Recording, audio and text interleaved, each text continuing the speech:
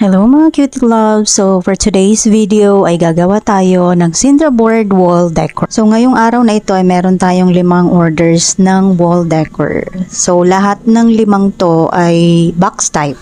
Kapag sinabi nating box type is meron siyang mga borders sa bandang likod niya. Sa mga magtatanong kung anong mga materials yung ginamit ko dito, para po sa pagprint ng photos is ginamit ko po yung vinyl sticker na matte ng iTech. At para naman maging waterproof siya ay nilagyan natin siya ng photo top. So dito nilalaminate natin siya para maganda yung lapat ng photo top. Iba't ibang klase ng photo top yung ginamit ko dito. Gumamit ako ng broken glass at saka yung matte. Depende sa kung ano yung order ng ating customer. Pagkatapos naman natin i-laminate, ay ikakat natin yung mga sobrang